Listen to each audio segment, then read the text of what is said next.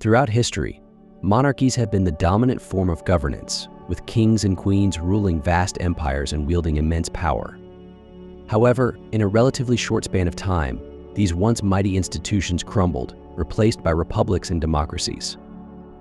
The official narrative attributes this dramatic shift to the rise of Enlightenment ideals, social revolutions, and the inefficiencies of autocratic rule.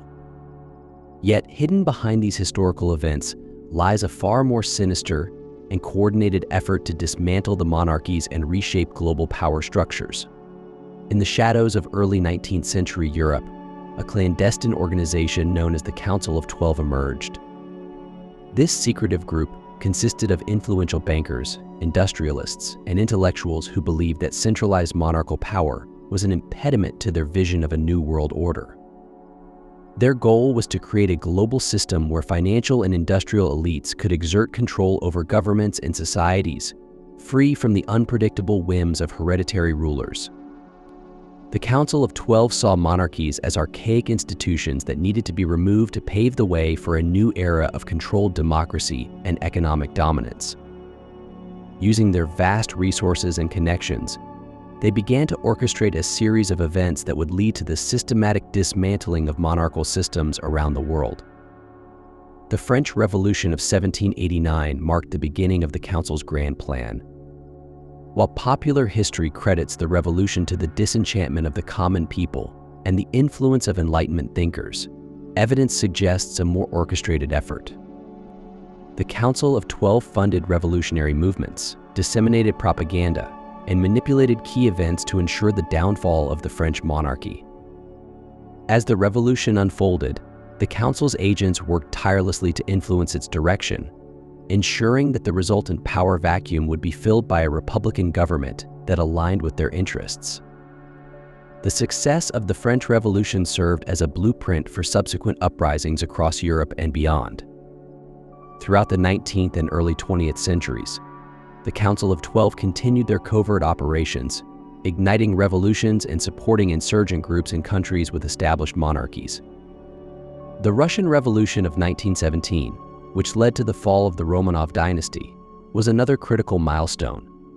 The Council funneled money and resources to the Bolsheviks, using the chaos of World War I to accelerate the collapse of the Tsarist regime. Similar patterns emerged in other regions. In the Ottoman Empire, the Council exploited nationalist movements and internal strife to dismantle the Sultanate.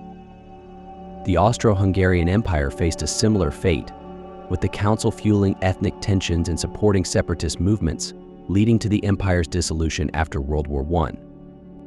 The Council of 12 understood the power of information and propaganda in shaping public opinion and orchestrating social change. They established and controlled influential newspapers, publishing houses, and later, radio stations.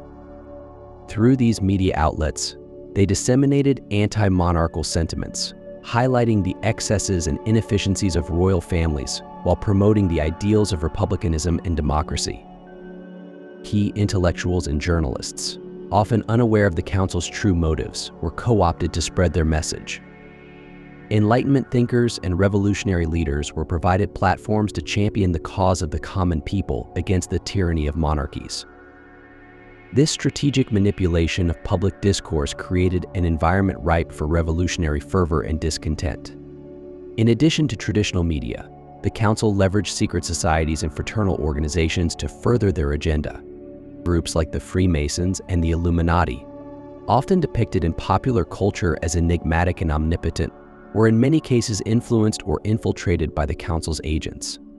These societies provided a network for disseminating revolutionary ideas and coordinating actions across borders.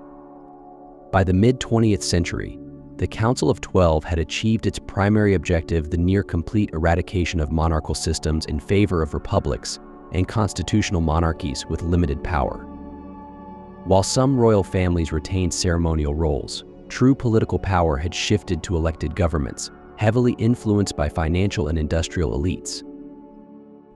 The aftermath of this transformation saw the rise of global institutions and economic systems that favored the Council's vision. Central banks, international monetary organizations, and multinational corporations became the new centers of power, often operating beyond the reach of any single nation's government. The Council of 12, having achieved their goal, dissolved into a network of influential elites who continued to shape global policy from behind the scenes. The collapse of monarchies, while presented as a triumph of democracy and the will of the people, was in reality a meticulously orchestrated coup by those who sought to reshape the world order to their advantage. The legacy of this hidden revolution continues to influence global politics and economics today. As we examine the modern world, the fingerprints of the Council of 12's machinations remain visible. The concentration of wealth and power in the hands of a few, the manipulation of democratic processes, and the pervasive influence of media and propaganda all trace back to the strategies employed during the dismantling of monarchical systems. The story of the Council of 12 serves as a reminder that history is often shaped by forces unseen and unacknowledged. Understanding the true dynamics behind the collapse of monarchies provides insight into the ongoing struggle for power and control in our world. It challenges us to question the narratives presented to us and to seek out the hidden truths that lie beneath the surface of historical events. As monarchies across the world began to crumble in the late 19th and early 20th centuries, a closer examination reveals the subtle but powerful influence of the financial elite. The collapse of these ancient institutions was not a natural progression of history, but rather a carefully orchestrated plan by a select group of powerful individuals who sought to reshape the global order.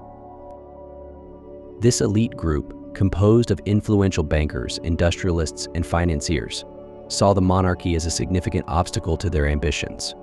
Monarchies, with their deep-rooted traditions and control over vast territories, often stood in the way of the economic expansion and political influence that these elites desired. The monarchs, who were once the undisputed rulers of their realms, found themselves increasingly outmaneuvered by this shadowy network of power brokers. One of the most telling examples of this influence is the role that international banking families played in undermining the financial stability of monarchies. By extending massive loans to governments at exorbitant interest rates, these bankers effectively controlled the economic fate of entire nations.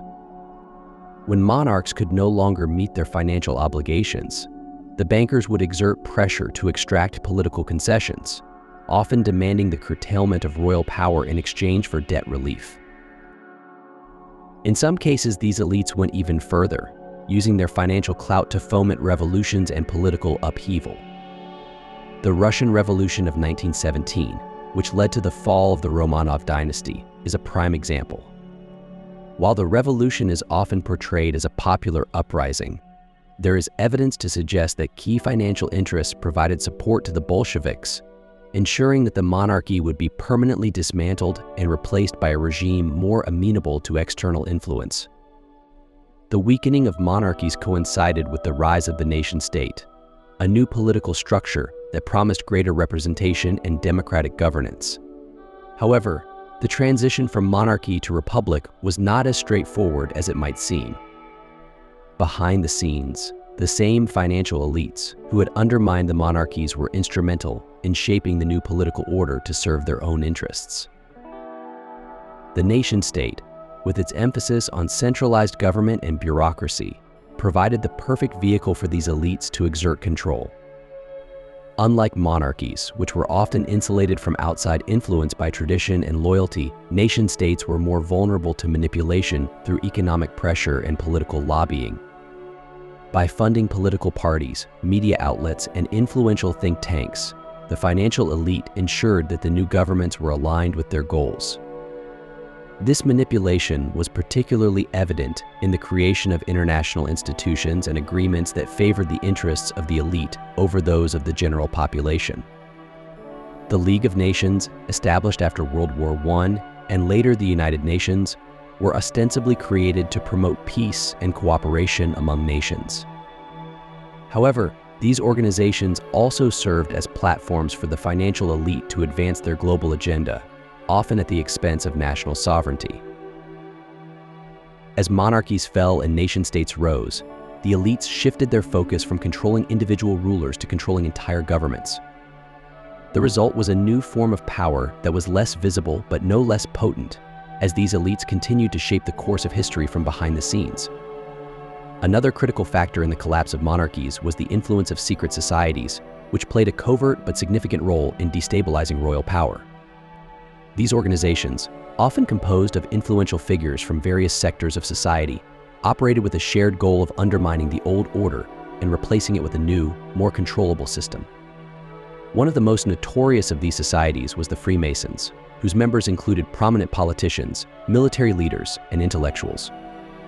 The Freemasons were often at the forefront of revolutionary movements, using their networks to spread ideas of republicanism, secularism, and liberalism. While the official doctrine of Freemasonry promoted enlightenment and progress, its more radical factions saw the monarchy as an outdated institution that needed to be dismantled. In France, the influence of secret societies was particularly pronounced during the French Revolution. The Masonic lodges provided a forum for revolutionary ideas to ferment, and many of the revolution's leaders were known Freemasons. The overthrow of King Louis XVI and the subsequent rise of the French Republic marked a turning point in European history, setting the stage for the widespread collapse of monarchies across the continent. Beyond Europe, secret societies also played a role in the decline of monarchies in other parts of the world. In Asia and Africa, colonial powers often supported local secret societies to weaken traditional monarchies and establish colonial control. These societies, sometimes backed by foreign interests, were instrumental in organizing uprisings and revolts that ultimately led to the fall of royal dynasties. While the influence of secret societies on the decline of monarchies is often downplayed or dismissed as conspiracy theory, the evidence suggests that these groups played a far more significant role than is commonly acknowledged. By working in the shadows, they were able to exert a powerful influence on the course of history, often with the support or acquiescence of the financial elite. The fall of the monarchies marked the end of an era, but the legacy of these ancient institutions continues to shape the modern world in ways that are not always immediately apparent. While the power of kings and queens has largely been replaced by elected officials and corporate executives, the underlying structures of control and influence remain remarkably similar.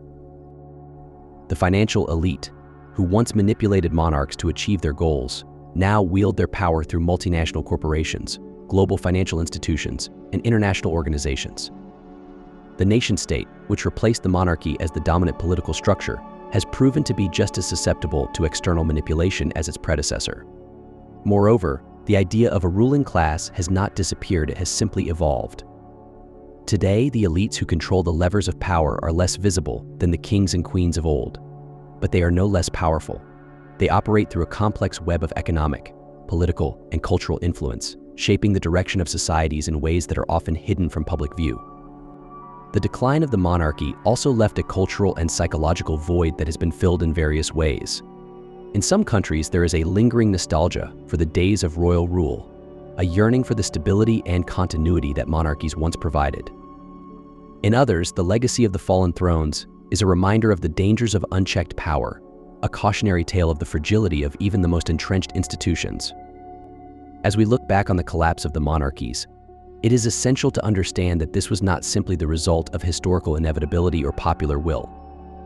It was the outcome of a complex interplay of forces, including the calculated actions of the financial elite, the rise of the nation-state, the influence of secret societies, and the shifting currents of global power. In this light, the fall of the monarchies can be seen as part of a broader pattern of history, where the structures of power are constantly evolving, reshaping themselves to meet the needs of those who seek to control the destiny of nations. While the symbols and titles may change, the underlying dynamics of power and influence remain, continuing to shape our world in ways that are often hidden from view.